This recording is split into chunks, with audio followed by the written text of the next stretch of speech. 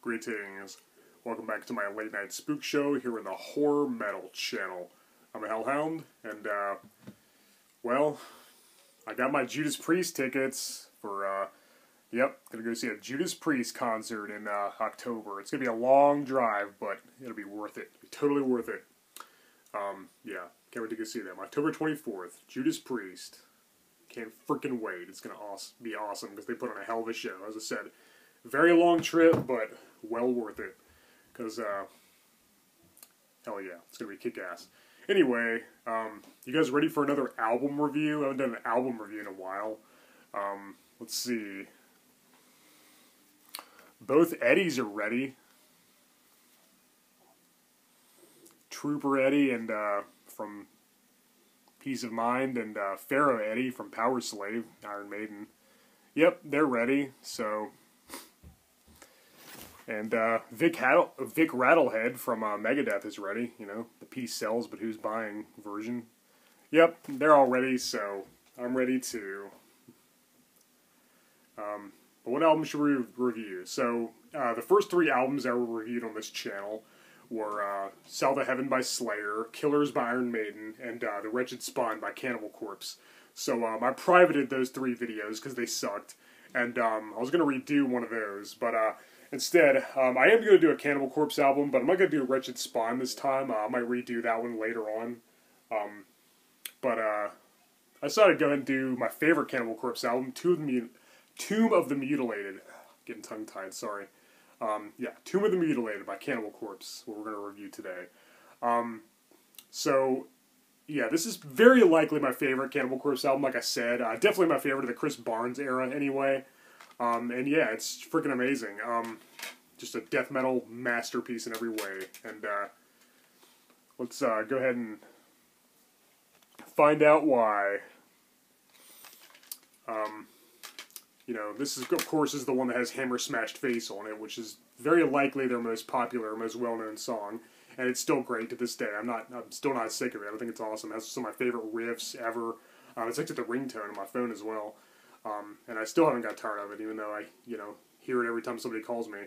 A lot of the great songs. Maybe I shouldn't say the names out loud, but, for obvious reasons. But yeah, there they are. Yeah, pretty horrific stuff. But anyway, yeah, Hammer Smash Face and, all the others. I'll just leave it at that. Look up these songs, after this video if you want.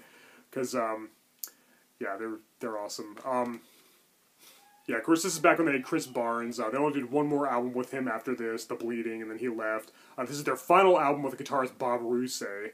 I'm not really sure why they kicked him out. According to the Centuries of Torment DVD, the documentary, they said he couldn't keep up and he wasn't really progressing with the rest of the band. But, I don't know, he sounded awesome here, so, I don't know, maybe there's more to it. Maybe I'm missing something, but I think I do prefer Rob Barrett and Pat O'Brien, however, so I guess it was the right thing to do. And then Jack Owen's great as well. He was on this. Guitarists Bob Rousset and Jack Owen are just top-notch here. Their riffs and solos are highly memorable. Some of my favorite from this band. Alex Webster is my favorite death metal bassist by far. He's just freaking amazing, those four strings. And Paul Mazurkowicz's drumming is on point as well. Everybody's on their game here. Just brutal and just pristine. Everybody's really tight and sounds great. And, of course, Chris Barnes, he sounded awesome back then. He had an awesome death metal voice. He could do those low, guttural growls like nobody else. I think only Bill Steer from Carcass could even come close to those gutturals like Chris Barnes had, even though Bill Steer doesn't really do the vocals anymore. This is, they only did one more album with Chris Barnes, like I said. Then he was replaced with George Fisher, who I actually do prefer overall. I think he's an amazing death metal singer, my favorite, actually.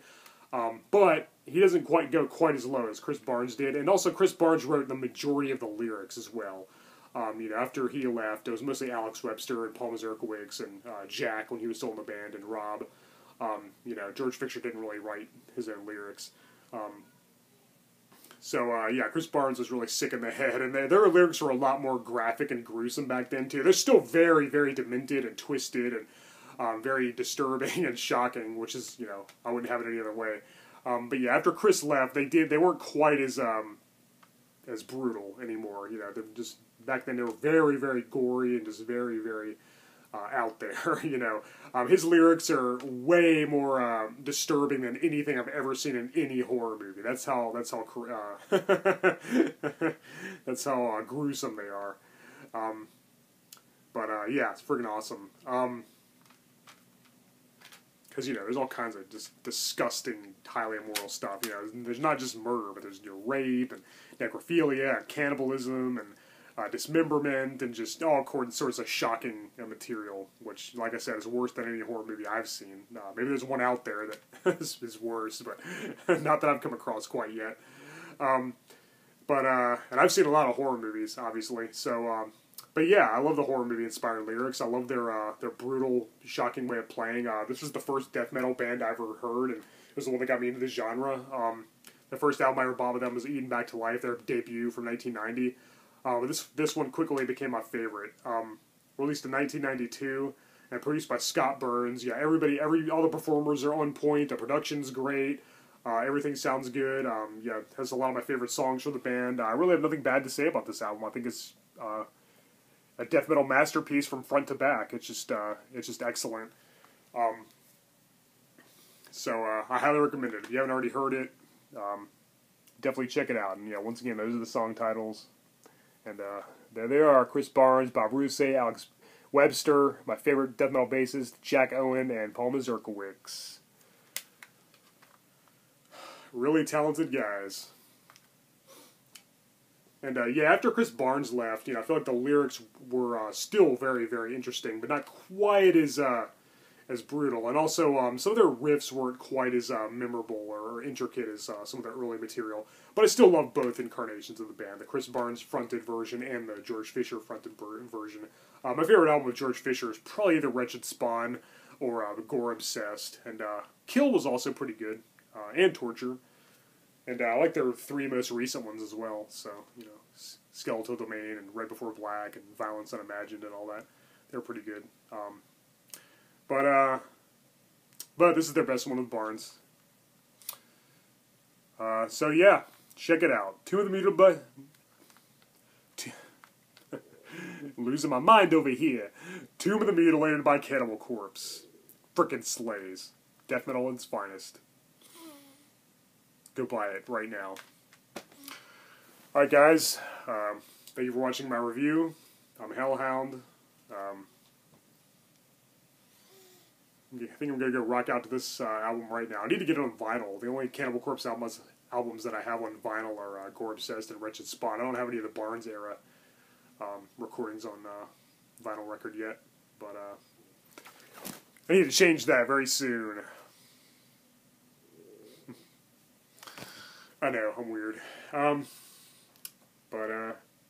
Anyway, alright guys, thank you for watching. This is the Late Night Spook Show here on the Horror Metal channel.